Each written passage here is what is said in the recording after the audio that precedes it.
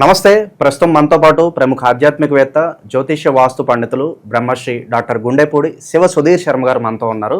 So July మాసంలో పరిస్థితి ఏ విధంగా ఉండబోతుందో గురుగారిని అడిగి తెలుసుకుందాం. నమస్కారం గురుగారు. శ్రీమాత్రే నమః. శ్రీ గురుభ్యో నమః. గురుగారు, జూలై మాసం, విశేషంగా ఆషాఢ మాసం, మీనరాశి వారి పరిస్థితి ఏ విధంగా ఉంటుంది? ఎలాంటి ఛాలెంజెస్ వీళ్ళు ఫేస్ చేయాల్సి వస్తుంది? ఎస్పెషల్లీ ఏళ్ళనాటి శని జరుగుతుంది. మరి పరిస్థితులు, దానికి సంబంధించిన ఇంపాక్ట్ ఎంతవరకు ఉండబోతుంది? ఎలాంటి జాగ్రత్తలు తీసుకోవాలి? తప్పనిసరిగా నాన్న, ముఖ్యంగా మీనరాశి వీళ్ళకి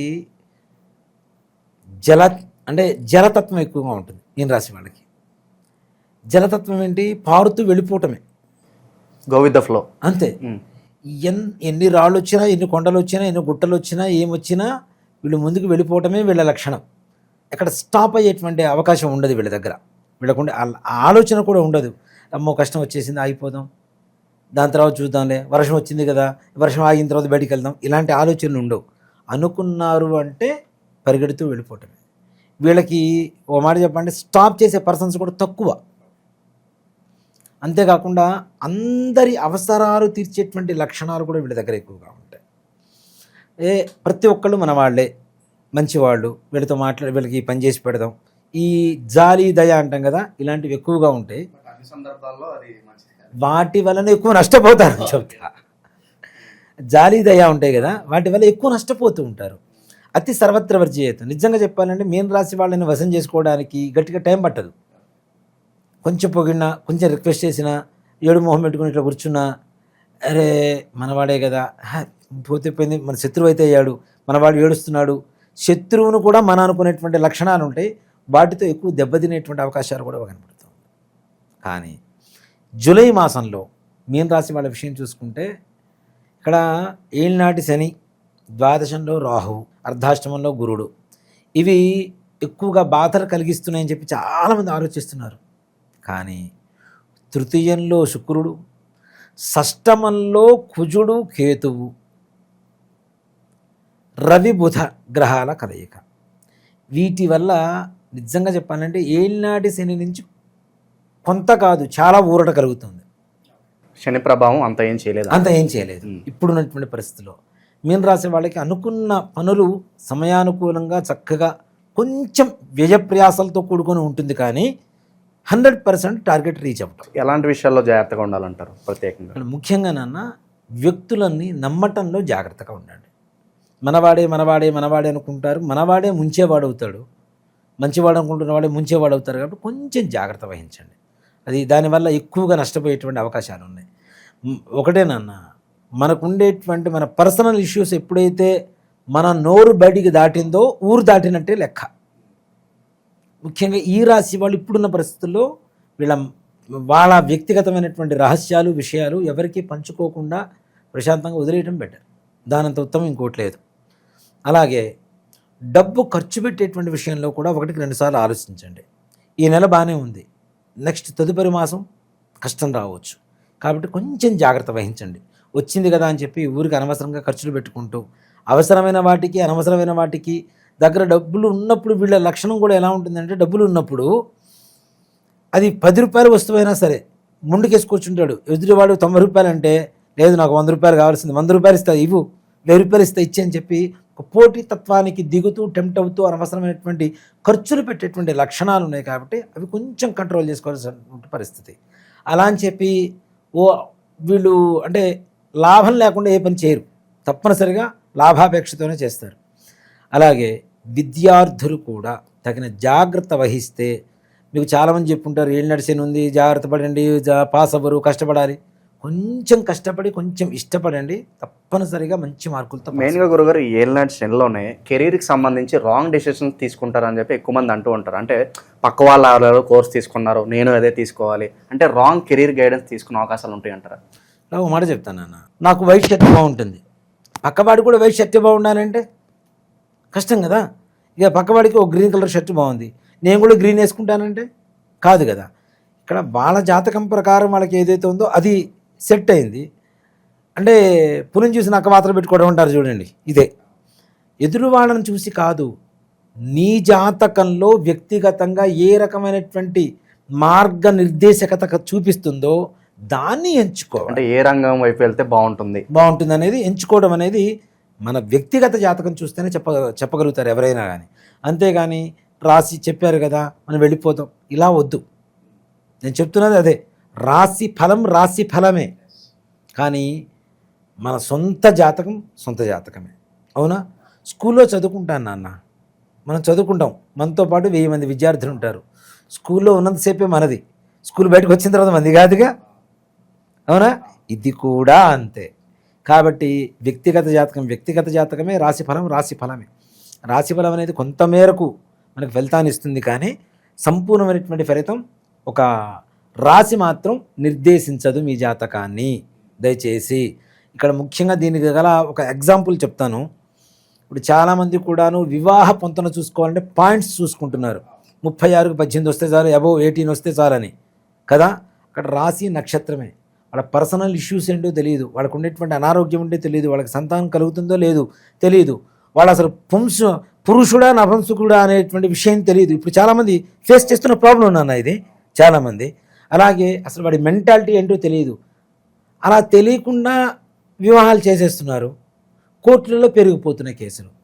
మరి అలాంటివి ఎలా తెలుస్తాయంటే వ్యక్తిగత పరమైనటువంటి జాతకం చూస్తేనే చెప్పగలుగుతారు, లేకపోతే చెప్పరు, దాంట్లో అనుమానం లేదు.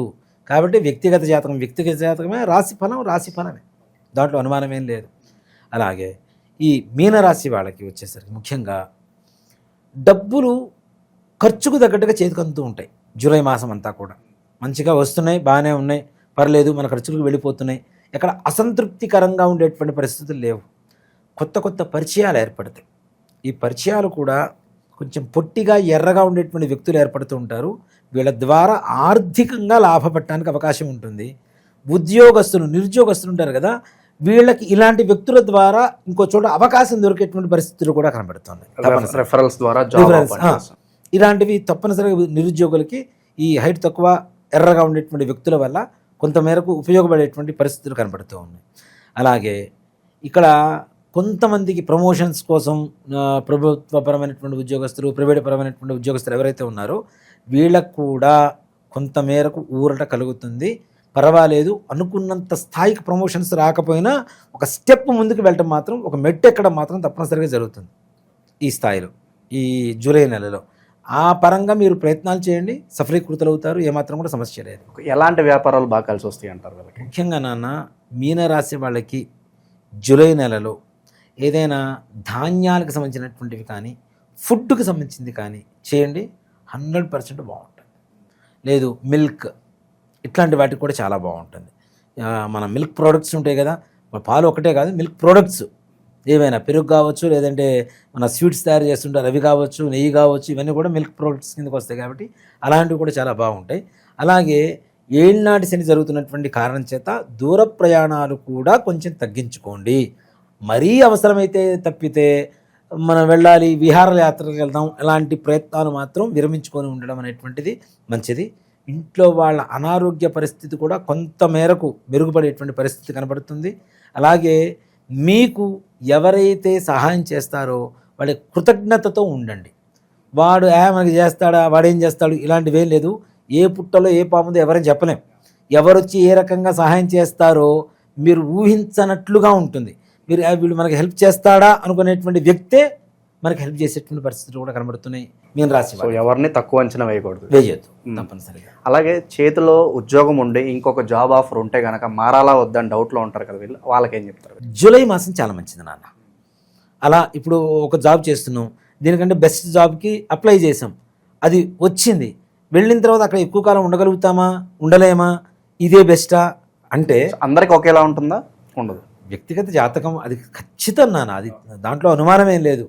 ఒక రాశి వల్ల ఇలానే జరుగుతుందని మాత్రం ఖచ్చితంగా చెప్పను, అది మాత్రం ఎవరైనా చెప్పారంటే అబద్ధమే. బట్ మోస్ట్లీ అనుకూలంగా ఉండొచ్చు, అనుకూలంగా ఉండడానికి అవకాశం ఉంటుంది. వ్యక్తిగతంగా వెళ్తే జాతకం చూసుకుంటే దాన్ని బట్టి ఇంకా క్లియర్గా చెప్పుకోవచ్చు. సో గురుగారు, ప్రజెంట్ ఉన్న గ్రహస్థితి బట్టి ఎలాంటి పరిహారాలు, దైవారాధన వీళ్ళకి బాగా కలిసి వస్తాయి అంటారు? ముఖ్యంగా నాన్న వీళ్ళు మినుములతో తయారు చేసినటువంటి ఇడ్లీ కావచ్చు, వడ కావచ్చు, లేదు ఆవిరి కుడుములు అని చెప్పి తయారు చేస్తారు, ఇవి కావచ్చు. మంచిగా అల్లం చట్నీ చేయండి ఇంట్లో, ఇవి తయారు చేయించండి. లేదు మాకు అవకాశం లేదు, హోటల్లో కొనండి. ఇడ్లీ కొనొచ్చు, ఆవిరి కుడుములు అంటే అమ్మరు, కానీ ఇడ్లీ కొనొచ్చు, వడలు కొనుక్కోవచ్చు. చక్కగా కొని ముష్టి వాళ్ళకి పంచిపెట్టండి. శనివారం రోజున ముష్టి వాళ్ళకి పంచిపెట్టండి. తద్వారా మీకుండేటువంటి అనవసరమైనటువంటి ఖర్చులు, టెన్షన్స్ తగ్గుతాయి. అనవసరమైనటువంటి టెన్షన్స్ ఉంటాయి కొన్ని నెత్తిన వేసుకుంటుంటాం మనకి తెలియకుండానే. అలాంటివి కూడా దూరం అవుతూ ప్రశాంతంగా ఉండేటువంటి లక్షణాలు తప్పనిసరిగా మీన రాశి వాళ్ళకి జూలై నెలలో ఈ పరిహారం ద్వారా జరుగుతుంది. పితృదోషాలు ఉన్నాయని చెప్పి చాలా వరకు కూడా అడుగుతున్నారు. అవును నాన్న, పితృదోషం, స్త్రీ శాపం వీటి వల్ల అత్యధికమైనటువంటి బాధలు అనుభవిస్తున్నారు. ఇలాంటి వాటికి ఒకటే పరిహారం చూస్తుంటాం. One and only solution remedy అనుకోవచ్చు దీనికి. అంతే. ప్రపంచంలో ఎవరు ఎన్ని చెప్పినా, ఇప్పుడు నేను సుధీర్ శర్మ ఉన్నానండి, సుధీర్ శర్మ లాంటివాడే సుధీర్ శర్మ కాడు కదా. ఇది కూడా అంతే. చాలామంది చాలా రకాల ప్రయత్నాలు చేస్తున్నారు. అంటే ఎవరికి తోచిన విధంగా వాళ్ళకు చెప్తే అది నిజమైపోదుగా. నిజం చెప్పడమే నిజం కదా. నాకు తోచింది చెప్తే నిజం కాదు, నిజాన్ని చెప్పగలిగితే నిజం అవుతుంది. దీన్ని రకరకాలుగా మారుస్తూ ఉన్నారు. కానీ గోకర్ణంలో ఉండేటువంటి మోక్షనారాయణ బలి ఏదైతే ఉంటుందో అది అమావాస్య రోజున ఎవరైతే చేయించుకుంటారో వాళ్ళకి సంపూర్ణమైనటువంటి పితృదోష, స్త్రీశాప నివారణ, తద్వారా కనీసం వచ్చే సంవత్సరం నాటికి పూజ చేయించుకున్న రోజు నుంచి సంవత్సరం నాటికి వాళ్ళ జీవితం మారటం అనేది తథ్యం తథ్యం సత్యం సత్యం పునఃసత్యం. దాంట్లో ఏ రకమైనటువంటి అనుమానం లేదు నాన్న. దాంట్లో ఎంత గొప్పగా ఉంటుందో అంత గొప్పగా ఉంటుంది.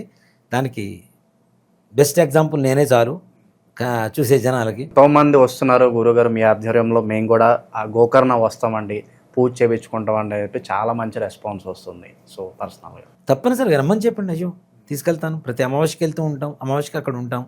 తప్పనిసరి ఇక్కడి నుంచే బయలుదేరుతాం. రాండి, చక్కగా చేయించుకోండి, అన్ని బాధ నివృత్తి కలుగు చేసుకోండి. అక్కడ వివరంగా చేయించేటువంటి గురువు గారిని కూడా ఎంచుకొని మరీ పెడుతూ ఉంటాం మనం, పురోహితులు కూడా. అన్నీ ప్రతి ఒక్క దాంట్లో 1-2 సార్లు ఆలోచించి జాగ్రత్త తీసుకొని వెళ్తుంటాను అన్న. నన్ను నమ్మి ఇంత దూరం వచ్చినప్పుడు వాళ్ళకి మంచి జరగాలి, ఇది ఒకటే. నన్ను అందుకే పుట్టించాడేమనుకుంటాను నేనైతే దేవుడు. అంటే గోకర్ణానికి ఇంతమందిని తీసుకుని వెళ్ళి వీళ్ళ కర్మ నివృత్తి చేయరా అని చెప్పడం కోసమే భగవంతుడు నన్ను పుట్టించి ఈ స్థాయికి తీసుకొచ్చి ఇదే ప్రయాణాలు ఎక్కువగా చేసేట్లుగా చేస్తున్నాడేమో అని నేను భగవంతుడి అనుజ్ఞానుకొని స్వీకరిస్తూ ఉన్నాను. ఆ బాధ్యతలు తీసుకొని చేస్తూ ఉన్నాను. గురుగారు ఏళ్ళనాడు శని జరుగుతుంది కాబట్టి శనికి సంబంధించిన పరిహారాలను చెప్తారు వీళ్ళకి ఏదన్నా? పరిహారం అంటే ఒకటే నాన్న, భగవంతుడికి ధ్యానానికి మించింది ఇంకోట్లేదు. కాబట్టి చక్కగా శనీశ్వరుడు శ్లోకం ఉంటుంది కదా, శ్లోకాన్ని చదువుకోండి. నీలాంజన సమాభాసం రవిపుత్రం యమాగ్రజం ఛాయామార్తాండ సంభూతం తన్న మాంశనీశ్వరం. ఈ శ్లోకాన్ని చదువుకోండి. మినిమం అంటే తక్కువలో తక్కువ 19 సార్లు తక్కువ కాకుండా చదువుకోండి. తద్వారా మంచి ఉపయోగం ఉంటుంది. ఓవరాల్గా మీనరాశి వాళ్ళు ఈ జూలై మాసం ఎలా ఉంటుంది, ఎలాంటి జాగ్రత్తలు తీసుకోవాలి, అద్భుతంగా వివరించారు. ధన్యవాదాలు. శ్రీమాత్రే నమః. శ్రీ గురుభ్యో నమః.